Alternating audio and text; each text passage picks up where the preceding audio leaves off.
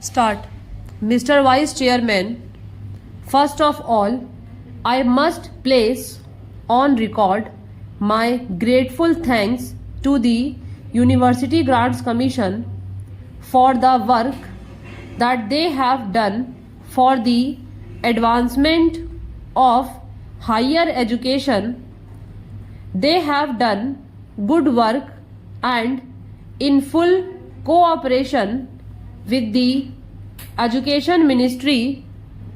This, I think, must encourage state governments to establish university grants commissions or committees in their respective states. What the country needs most is the coordinated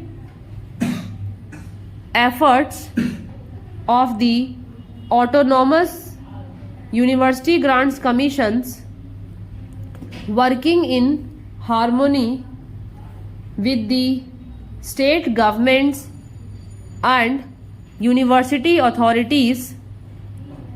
Coordinated efforts are needed to bring about certain uniformity in the standards of university education.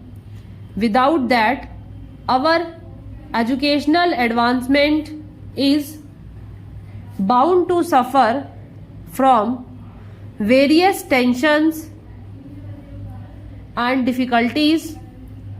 I do agree with my friend that the annual report under discussion is rather a dull report. At least it is not as bright as the two previous reports were. In the previous two reports, the University Grants Commission invited the attention of the nation to certain academic problems, to certain educational needs, problems. Unfortunately, in this report, the University Grants Commission confines its remarks mostly to what has been achieved in the field of university education under the guidance and with the assistance of the University Grants Commission. However, sir, it is not possible for me to agree with Mr. Santhanam that the University Grants Commission should not extend help to universities for the preservation of manuscripts. Manuscripts are of great importance so far as university libraries are concerned. It is the duty of universities to preserve those manuscripts, and it is the duty of the University Grants Commission to extend to universities the necessary financial assistance for maintaining and preserving the manuscripts in good order. Also, it is not possible for me, sir, to agree with my friend that today universities are enjoying too much of autonomy. I agree with the University Grants Commission, which 2 years ago remarked that freedom is vital for education and democracy, and I personally feel, sir, that on one plea or the other university autonomy and academic freedom are being restricted rather than being extended as they must be, I do not think, sir, that a social purpose or a social value can be imparted in the teaching by teacher through the imposition of restrictions on his freedom of thinking. I feel that teachers need academic freedom for discharging their duties in an efficient way. If we take into consideration the affiliated colleges, we will notice that the teachers are subjected to such humiliating conditions that it is not possible for them to discharge their duties to their students, to impart to their students any sense of responsibility or any moral values in their lives. I therefore, sir, feel that it is necessary to be more careful about the preservation of academic freedom to teachers.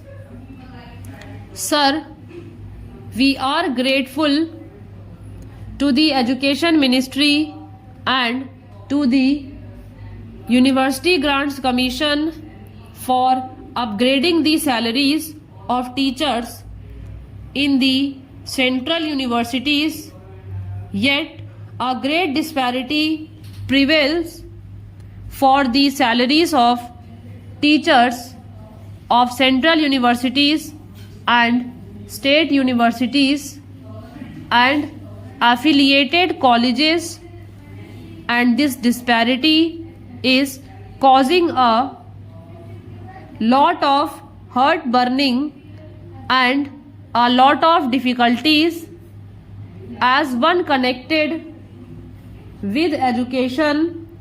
I may say that there is not such a marked difference in the quality of teachers serving in the central universities and in the state universities and in affiliated colleges as to justify the great disparity in the salaries of teachers of these institutions.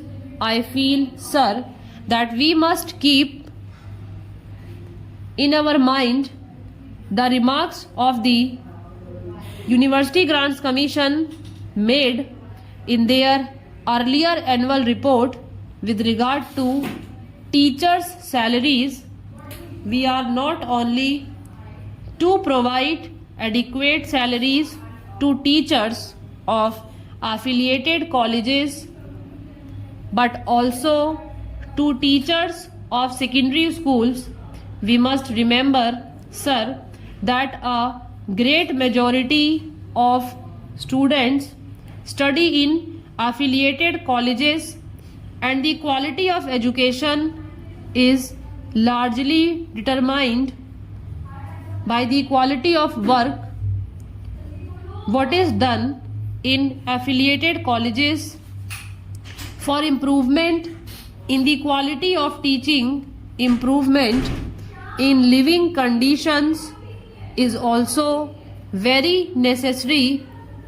The University Grants Commission has invited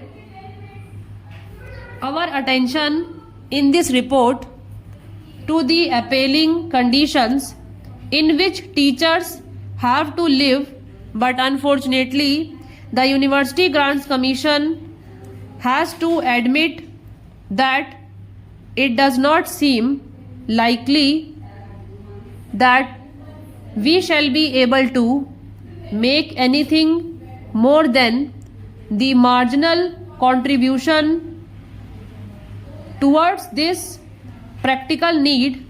I feel that the University Grants Commission should pay more attention to the solution of this problem than has so far been paid by it and the Education Ministry, and that the government should not grudge funds to the University Grants Commission for making adequate arrangements for improving living conditions of teachers who are expected to train the citizens of the country. Sir, in the University Grants Commission report, it is maintained that rupees 12,000 should be granted to every affiliated college for the welfare of the teaching staff, and that efforts should be made to provide them with quarters, and that too in the vicinity of the college where they teach.